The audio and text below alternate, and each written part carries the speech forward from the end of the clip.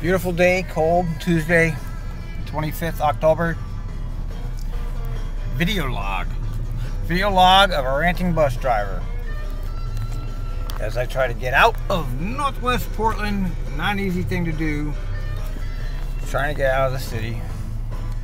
But eventually we'll get out, I'm sure, because eventually all traffic jams and these people are like paying attention to what they're doing. We have a lot of drivers on the road that are not very good and have tendency to be oblivious to what's going on around them. It's a very dangerous situation for a bus driver, and as a matter of fact, today we've had another news story. How did they get on that one so fast? They must be listening to like the ambulance scanner. I know they're not listening to the TriMet scanner, because 99% of what is on that is just dull and boring. So anyway, yeah, they covered that, and you know, the situation was, of course, that the car cut off the bus, and the bus swerved and jammed on its brakes.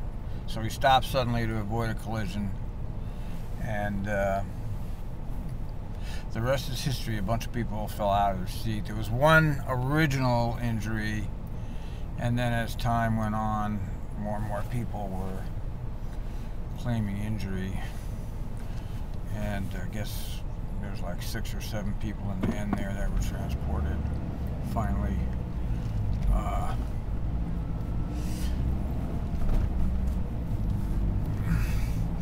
And I know a lot of people think that you can just pretend you're injured and get money, and TriMet's somehow gonna just hand over checks. You know what? That's completely wrong, okay? They're not gonna hand over a check. And even if you're injured and you can prove you're injured by an act of negligence, is not even easy. But something like this, I mean,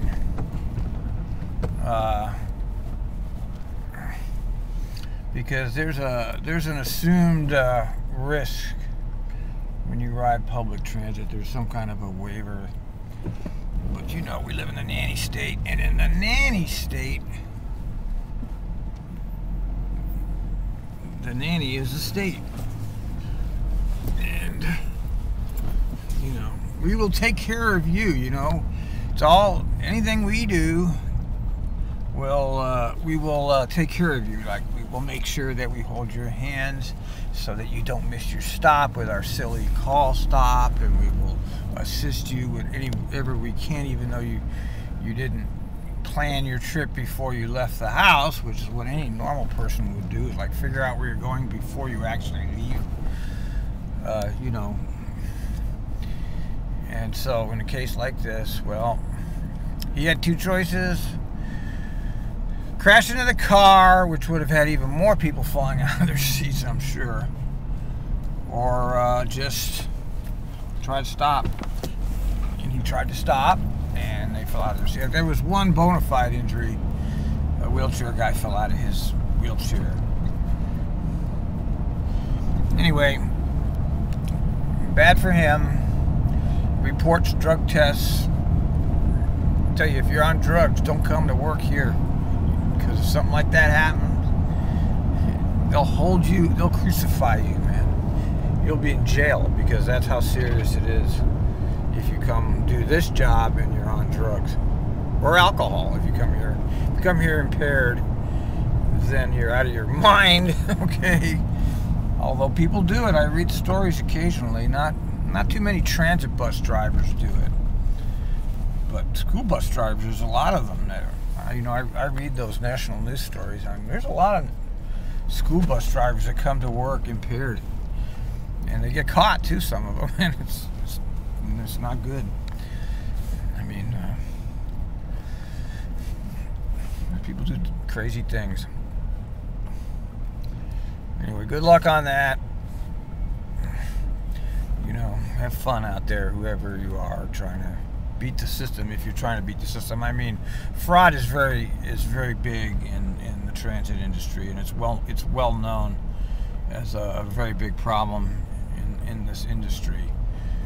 So I know that in Philadelphia they ran some stings on people, and they'll look at those movies, believe me, those people that are out there, they'll watch those interior movies, and they'll see whether you actually fell or not. So you better have a real injury, because they'll be examining that tape very, very closely. Omega Morgan, what's that? All right, let's see what else going on here. Yes, I believe a board meeting is happening. Another exciting board meeting. I believe it's tomorrow, isn't it? 26th. Yeah. Last Wednesday of the month. Bruce Peak is planning on going, and last time I heard, Jeff Ash was planning on going. I'm not planning on going, because why? I mean, I've already got my mouthpiece here. I've got a public mouthpiece. I don't see any more. I can't. You're not going to get anything going. It doesn't do any good. And you know, it's symbolic, but you know, they don't care. Okay. I'm not going to change anything because of anything that we say at the board meeting. Although they did delay the fare hike on the handicapped people, or the disabled. You got to use the right word, because we're politically correct. The disabled. And so that was a victory. Let's see if they actually don't do that when December rolls around. My feeling on it was just a delaying tactic.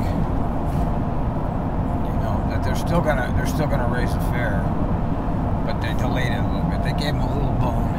Okay, we won't do it right now, which I guess is a partial victory, if anything. I mean, it's a little bit of a victory, I suppose. And what else? What else? I don't know. I still am at awe. Oh, that's what am I talking about? There's my SIP. I've got one of the newly appointed SIP, the misnamed SIP. You know, these people are always. Here's a new TriMet lift vehicle. These people are always coming up with new things here, new ways to get us. Because as Rolf says, the management hates us. They actually hate us, and. But they have to have us. It's like they'd rather not have us, but they have to have us because it's like a transit agency, and they need bus drivers to run a transit, but they actually hate us. And I think there's some truth to that. They certainly jump on the accusation bandwagon as fast as possible. They don't seem to waste a moment. And this particular SIP, somebody is complaining about. Somebody who I probably know. I have a very good idea who it is, of course. That the privacy of the TriMet riders and drivers are being violated because I posted this. Well, guess what? Wrong. And I will refer you to the ORS, which says it's not private information. End of story. So you can believe whatever you want, but state law's on my side. And here's another woman on a cell phone. If you think that, if that was true, that there was a privacy issue, I wouldn't have been hauled into the office by now. I've already been hauled into the office over that.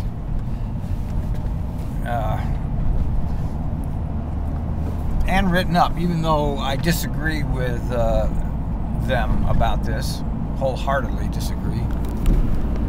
I have been following their rules.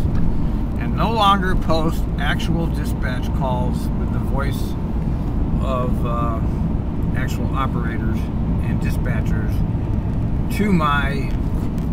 Whoa! Now, why would you do that? God damn it! That's that woman on the damn cell phone. She just pulled in front of me, just like a 57. I no longer post that to the blog because it's a violation of their rules. Well, it actually isn't, but they've got me balled up. And if I try to fight them head on, I'll get suspended. I'm sure if I do it again, and then the next step, I'll be fired. And maybe I can win, maybe I can't. But really, for me to just post those in contemptuous of the management is kind of stupid. I mean, I might not like them, but I don't want to undo them. You know what I mean? I'm not interested in making their job harder than it already is. And I understand why they did that, of course. There's legitimate reasons for it. Trying to keep the operator. In the last case of the baby bus driver, they never found out who she was.